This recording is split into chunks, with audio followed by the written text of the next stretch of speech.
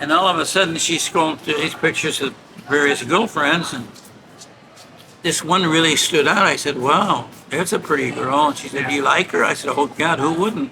Hello and welcome back to Living Abroad. Today we're going to sit down with Mike. In the last video, I did a whole interview with him where he told me about his immigration services. So if you guys are looking to come to the Philippines or bring your loved ones from the Philippines to the US, I highly recommend Olvis Immigration Services. I've left a link to their website in the description and the comment section along with all the contact information. I highly recommend them. They're the only immigration service I trust in the Philippines. So go ahead, send them an email, give them a call. It's got a Vegas number, it's got a Philippines number, toll-free numbers. I've left them all here.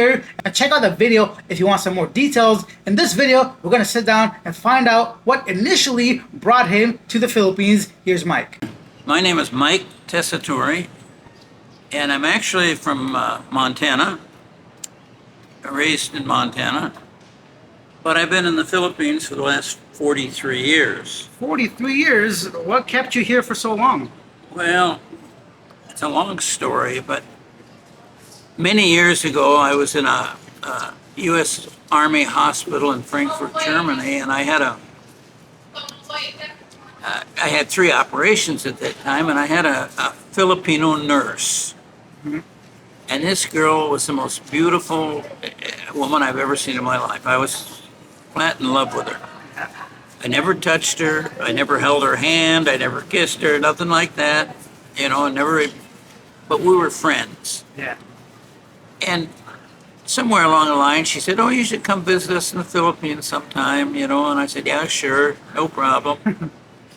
And after that, I went through my tour in the Army, and I came back to the States, and I got married several times, and every time I got divorced, which was many times, believe me, I always thought about her for some reason. I don't know why. She just popped up. Yeah. And I never forgot her. All these years, I still can visualize her. I don't remember her name even. Yeah. But anyway, one day I'm at work in Great Falls, Montana, at a car dealership. I was selling cars at the time. And this military guy came in. He was a master sergeant in the Air Force. And he came in and he said, hi, Mike, I just came back from the Philippines. And we started talking. And, oh, you were in the Philippines, huh? I said, yeah. He said, my wife's from the Philippines. I said, oh, really? That's interesting.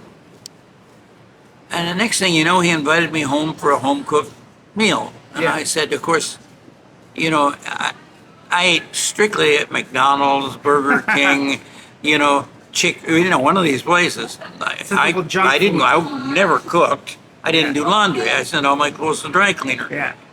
But he said, well, my wife's cooking tonight, and we'd like to invite you. So I said, okay, I'll go. So he's resident on the Air Force Base, Maelstrom Air Force Base. And I drive out to the base, and at the main gate, they stop me, and he comes out and gets me a pass to go on base. And then I went to his house, and he opened the front door, and oh my God, he's got kids. 3 or 4. I can't remember if there's 3 or 4 anymore. But I don't like kids. I mean, I don't like to be around kids. But anyway, even though I raised 2 of my own, Yeah. these are the most polite, decent children I've ever seen. They were little kids too, and they were polite, quiet, you know. My goodness. Well, his wife came out, and here he's got this stunning, beautiful Filipino wife, Yeah. and she serves us dinner, and we ate. It was a delicious meal. She had a great cook, and after that dinner, she decides, let me show you my family album. Yeah.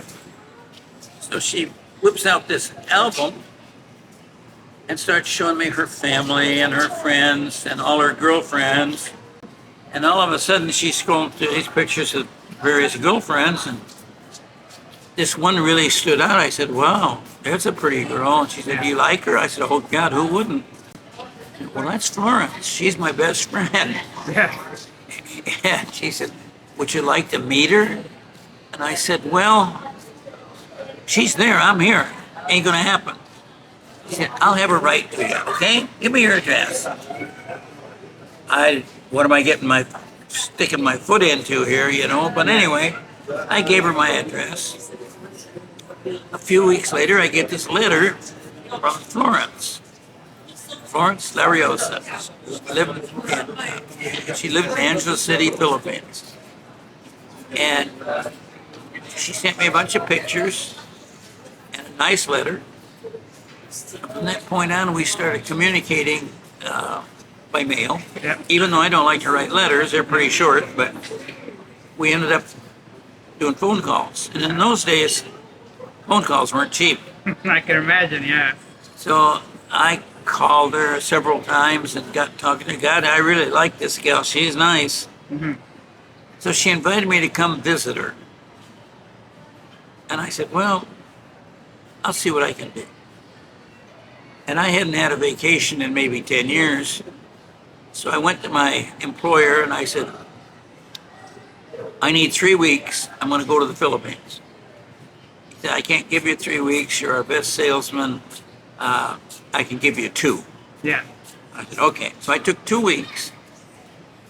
I went down, bought a ticket, had a passport, bought a ticket, went down and got on the plane in Great Falls and flew into Billings, and then from Billings to Salt Lake, and from Salt Lake to Los Angeles.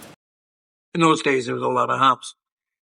And from Los Angeles to the Philippines. Well, at about 40,000 feet over Hawaii somewhere out in the middle of the ocean, I sat up in my seat and I said, what in the hell are you doing? What kind of a lunatic?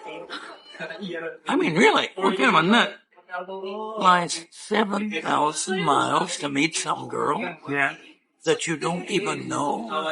Why would you do something like this? Are you out of your mind? And I said, well, as soon as I get there, if she ain't there, I'm going to get on the plane and go home. Yeah. I'm going to get out of here. I shouldn't do this. I'm guessing she was there. I was scared. Yeah.